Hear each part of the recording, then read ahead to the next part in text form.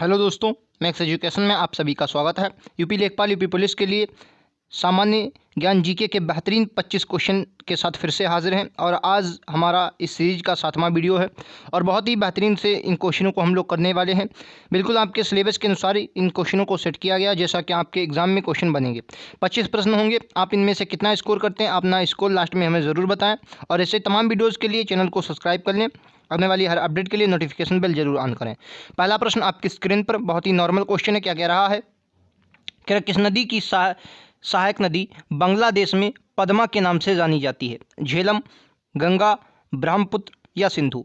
तो right answer क्या होगा? गंगा। गंगा इस क्वेश्चन का दोस्तों राइट आंसर होगा। ब्रह्मपुत्र की अगर मैं बात करता हूं तो ये बांग्लादेश में जमुना के नाम से जानी जाती है। ठीक है, जमुना के नाम से जानी जाती है। और गंगा और जमुना की जो संयुक्त धारा जाकर फिर मेघना नाम से जानी जाती है, जो आगे जाकर फिर अरब सागर में बंगाल की खाड़ी में गिरती है। ठीक है, अच्छा, बांग्लादेश में बहुत सी नदियां बहती हैं, इसलिए इसे नदियों का देश भी कहा जाता है। ये आपको याद रखना है। ठीक है, किसको सर? बांग्लादेश को नदियों का देश भी कहते हैं। किसको? बांग्लादेश को। ये बात दोस्तों आपको याद रखना है। ठीक है, चलिए अगले क्वेश्चन पर अपन लोग चलते हैं। अगला प्रश्न आपकी स्क्रीन पर ये रहा। राइट आंसर क्या होगा? कह रहा फूलों की घाटी राष्ट्रीय उद्यान कहाँ पर स्थित है? बहुत अच्छे से आपको पता होगा, ये क्वेश्चन कई बार आया है और कई बार आपसे एग्जाम में सिर्फ फूलों की घाटी पूछ लेता है। तो कहाँ पर है? ये उत्तराखंड में, आपको याद रखना। ठीक है, उत्तराखंड में जिम कॉर्बेट आपको देखने को मिलेगा, जिसका वर्तमान में नाम रामगंगा नेशनल पार्क कर दिया गया है। ये भी आपको याद रखना क्योंकि ये आपके एग्जाम में बन सकता है। ठीक है, चलिए जम्मू कश्मीर में आपको कस्तूरी मृग के लिए बहुत फेमस है डांचिंगम, नहीं भूलना क्योंकि ये आपके एग्जाम में अभी लगातार पूछा जा रहा है। ठीक है,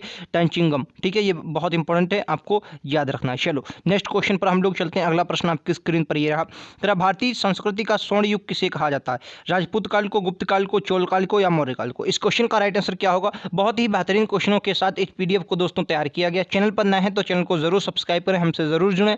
ऐसे लगातार वीडियोस के लिए आप चैनल को सब्सक्राइब कर लेंगे। ठीक है, कह रहा गुप्त काल को क्या कहा जाता है? गुप्त काल को स्वर्ण काल कहा जाता है। ठीक है, आपको यह बात याद रखनी, भारतीय संस्कृति में स्वर्ण युग किसे? गुप्त काल को कहा जाता है। चलो नेक्स्ट क्वेश्चन पर, अगला प्रश्न आपकी स्क्रीन पर ये रहा।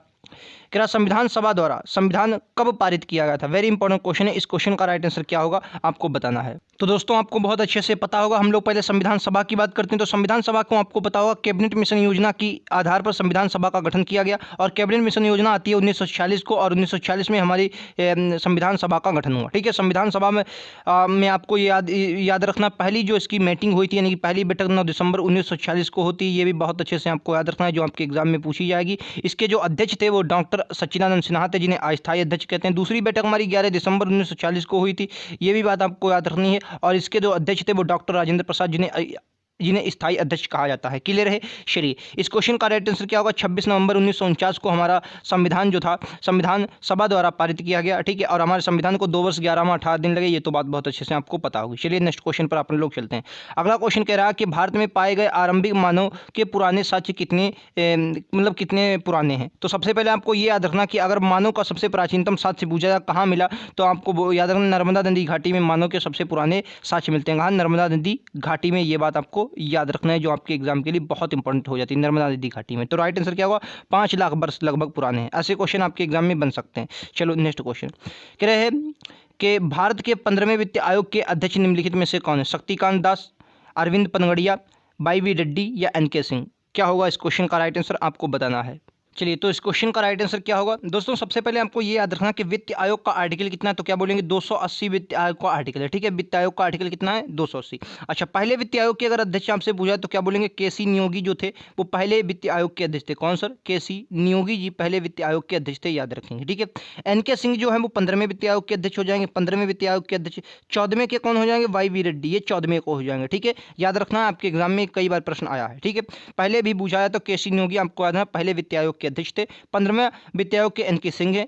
आर्टिकल की बात करें वित्त आयोग का 280 है। ठीक है, चलो अगला क्वेश्चन आपकी स्क्रीन पर ये रहा। कह रहा किस आंदोलन में हिंदुओं और मुसलमानों दोनों का समर्थन मिला था? चंपारण सत्याग्रह, विभाजन विरोधी आंदोलन या असहयोग आंदोलन या भारत छोड़ो आंदोलन? भारत छोड़ो आंदोलन 1920, चंपारण 1917, लेकिन असहयोग आंदोलन 1920 आपको याद रखना। ठीक है, 1920 में ये आंदोलन होता है। ठीक है, और इसमें हिंदू मुसलमान से लगाकर किसान कृषक हर वर्ग शामिल था इसमें, आपको ये बात याद रखनी है। ठीक है, अच्छा, चोरा चोरी घटना होती है कब सर? बोलेंगे 5 फरवरी 1922 को, और इसी के द्वारा गोरखपुर में जो हुई थी, और उसके द्वारा फिर असहयोग आंदोलन को स्थगित कर दिया गया था। ये भी बात आपको याद रखनी है। नेक्स्ट क्वेश्चन, क्या शिवाजी का जन्म कहाँ हुआ था? बोलेंगे शिवाजी का जन्म कहाँ, किस किले में हुआ था? पुरंदर, जिंजी, चंपानेर या सिवनेर? क्वेश्चन का राइट आंसर क्या होगा? इस क्वेश्चन का राइट आंसर क्या होगा आपको तो याद रखेंगे, इस क्वेश्चन का राइट आंसर क्या होगा? सिवनेर के, सिवनेर पहाड़ियों पर, मतलब सिवनेर के किले में इनका जन्म हुआ था। ये बात बहुत अच्छे से आपको याद रखना है। पुरंदर की इन्होंने एक संधि की थी, पुरंदर की संधि के बारे में आपको याद रखना है। ये कब हुई थी? 1665 में हुई थी। ठीक है, 1665 में हुई थी, जो औरंगजेब और शिवाजी के बीच। हालांकि औरंगजेब की तरफ से दूसरा आया था संधि करने के लिए, तो 1665 में हुई थी। ये बात आपको याद रखनी है, आपके एग्जाम में कई बार आई है। चलो नेक्स्ट क्वेश्चन अपन लोग चलते हैं। अगला प्रश्न, क्या अंतर्राष्ट्रीय तिथि रेखा कहाँ से कौन है? विषुवत रेखा को अंतर्राष्ट्रीय तिथि रेखा, या जीरो देशांतर? नहीं, 80, 180 पूर्वी देशांतर को तिथि रेखा कहा जाता है अंतर्राष्ट्रीय, जो कि लंदन के ग्रीनविच से निकलती है। तो राइट आंसर क्या होगा? चौथा इस क्वेश्चन का राइट आंसर होगा। चलो नेक्स्ट क्वेश्चन आपकी स्क्रीन पर ये रहा। क्या तराइन का प्रथम युद्ध कब हुआ? दोस्तों आपको बहुत अच्छे से पता होगा तराइन का प्रथम युद्ध कब हुआ, लेकिन आपके एग्जाम में अगर ये क्वेश्चन पूछे लिया जाता है कि तराइन का प्रथम युद्ध क्यों हुआ, तो आप क्या बोलेंगे? देखिए समझिएगा क्या होता है। ये बात है 1189 की। 1189 में मोहम्मद गौरी, कौन सर? गौरी क्या करता है? गौरी भटिंडा के दुर्ग को जीतता है। किसको? भटिंडा के दुर्ग को, याद रखेंगे किसको सर? भटिंडा के दुर्ग को जीतता है, जो कि पृथ्वीराज चौहान के अंतर्गत आता था। और वहीं से क्या होता है, पानी तराइन के प्रथम युद्ध की नींव पड़ती है, जो 1151 में हुआ था, जिसमें पृथ्वीराज चौहान जो थे, पृथ्वीराज चौहान क्या हुए थे? विजय हुए थे। दूसरा जो 1192 में हुआ, उसमें गौरी जीत गया था। ये भी बात आपको याद रखनी है। चलो नेक्स्ट क्वेश्चन पर चलते हैं। अगला प्रश्न, क्या भारतीय सेना अकादमी स्थित है? क्या बोलेंगे? देहरादून, मणिपुर, खड़गवा साल या माउंट आबू? तो याद रखेंगे राइट आंसर देहरादून होगा। वेरी इंपॉर्टेंट क्वेश्चन है। भारतीय सेना अकादमी माउंट आबू में, ये अरावली की पहाड़ियों पर पड़ता है। अरावली की पहाड़ियों पर यहाँ पर एक मंदिर है, दिलवाड़ा का जैन मंदिर, जो आपको याद है। कौन सर? दिलवाड़ा का जैन मंदिर, जो आपके एग्जाम में कई बार आया। ठीक है, दिलवाड़ा का जैन मंदिर भूलना नहीं है। कहाँ पर? तो राजस्थान। नेक्स्ट क्वेश्चन, भारतीय सांख्यिकी संस्थान कहाँ स्थित है? बोलेंगे भारतीय सांख्यिकी संस्थान कहाँ स्थित है? क्या बोल? तो दोस्तों इस क्वेश्चन का राइट आंसर क्या होगा? और कोई भी क्वेश्चन लाया हूँ, बहुत ही बेहतरीन क्वेश्चन है, सभी के सभी राइट आंसर कोलकाता होगा, आपको याद रखना है। चौथा इस क्वेश्चन का राइट आंसर है, भारतीय सांख्यिकी संस्थान कोलकाता में स्थित है। कह रहा भगवान बुद्ध के प्रवचनों का विषय निम्नलिखित में से क्या था? गौतम बुद्ध के बारे में आपको बहुत अच्छे से पता होगा। गौतम बुद्ध बौद्ध धर्म लाए। सबसे पहले इन्होंने जब अपना गृह त्यागा, उसे महाभिनिष्क्रमण हम लोग कहते हैं। महाभिनिष्क्रमण के बाद जब इन्होंने सबसे पहले अपना उपदेश दिया, सारनाथ में इन्होंने अपना उपदेश दिया था पहला। सारनाथ में, कहाँ सर? सारनाथ में बोलेंगे पहला उपदेश दिया था। कहाँ? सारनाथ में। तो सारनाथ में जब इन्होंने पहला उपदेश दिया, उसे धर्मचक्र प्रवर्तन कहते हैं। और जब इनकी मृत्यु कुशीनगर में हुई, उसे महापरिनिर्वाण कहा जाता है। इच्छाओं को परित्याग करना, इन्होंने कहा कि अपनी जो इच्छाएं हैं उन्हें बस में करें, यानी कि इच्छाओं को क्या करें? इच्छाओं का परित्याग करें। तो राइट आंसर ए होगा, आपको याद रखना। पहला इस क्वेश्चन का बहुत करेक्ट आंसर है, क्लियर आंसर हो जाएगा। अगला क्वेश्चन, कह रहा लोकसभा का पहला आम चुनाव कब हुआ था? बात करेंगे सर लोकसभा की, बहुत अच्छे से आपको पता होगा। लोकसभा के आर्टिकल की मैं बात करता हूं, तो आप बोलेंगे लोकसभा का आर्टिकल 81 है। ठीक है, कैसा सदन है? तो बोलेंगे निम्न सदन है। निम्न सदन है, निम्न सदन। और कैसा सदन है? अस्थायी सदन है। कैसा सर? अस्थायी सदन है। बोलेंगे अस्थायी सदन है।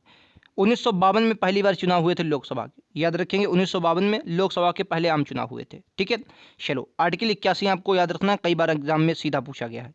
नेक्स्ट क्वेश्चन, कि विश्व खाद्य पुरस्कार पाने वाले प्रथम भारतीय कौन थे? वर्गीश कुरियन, एम एस स्वामीनाथन, अमृता पटेल, इनमें से कोई नहीं। राइट आंसर क्या होगा? M S Swaminathan. M S Swaminathan हरित क्रांति से संबंधित है, आपको याद रखना। हरित क्रांति से, भारत में हरित क्रांति के जनक कहे जाते हैं एम एस स्वामीनाथन। सबसे पहले हरित क्रांति पंजाब में आई थी, और गेहूं की फसल को सबसे ज़्यादा फायदा हुआ था। ठीक है, तो विश्व खाद्य पुरस्कार इनको ही दिया गया था। चलिए नेक्स्ट क्वेश्चन, क्या रोम निम्नलिखित में से किस नदी के किनारे स्थित है? रोम। तो क्या बोलेंगे? रोम किस नदी के किनारे है? रोम, रोम ये कहाँ? इटली का शहर है। किसका सर? इटली का। इटली की राजधानी रोम है। तो टाइबर, ये टाइबर लिखा है, टाइबर नदी पर कौन सा पड़ता है? रोम। विस्योला नदी पर आपको याद है, पोलैंड का जो शहर है, पोलैंड की राजधानी वारसा।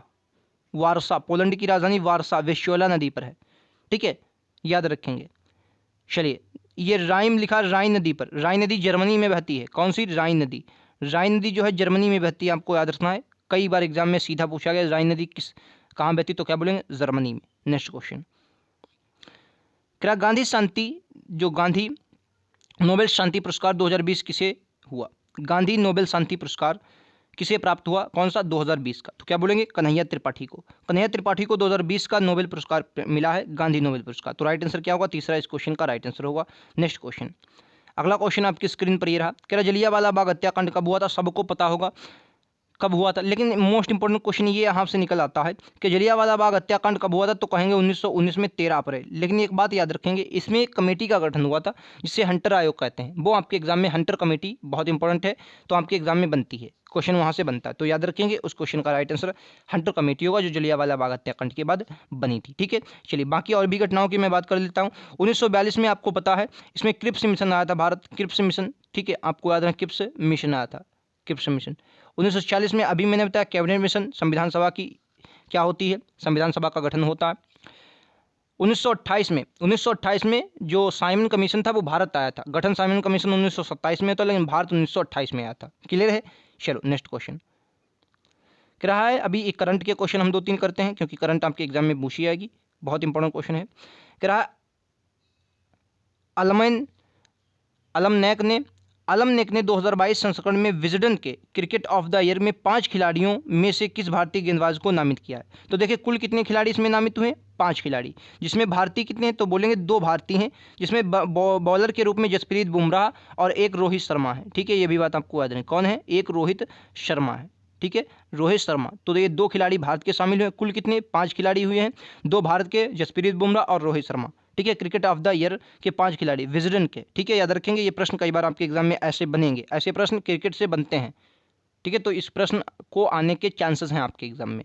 नेक्स्ट क्वेश्चन, क्या निम्नलिखित में से किस बैंक ने फिनक्लेवेशन शुरू करने की घोषणा की है। करंट का ये भी क्वेश्चन है, तो क्या बोलेंगे, इंडियन पोस्ट पेमेंट बैंक, जिसे डाकघर के रूप में पहले जानते थे, अब उसको बदलकर इंडियन पोस्ट पेमेंट बैंक के रूप में स्थापित किया गया। तो पहला इस क्वेश्चन का राइट आंसर फिनक्लेवेशन शुरू करने की बात की घोषणा की है। करंट का क्वेश्चन है, आपको भूलना नहीं है। नेक्स्ट क्वेश्चन, क्या फीफा वर्ल्ड कप 2022 का कहाँ हो गए। फीफा मतलब फुटबॉल जो विश्व कप होंगे, वर्ल्ड कप 2022 का आयोजन मैं आपको बता देता हूँ, ये कतर में होंगे। कहाँ पर होंगे, कतर, दोहा।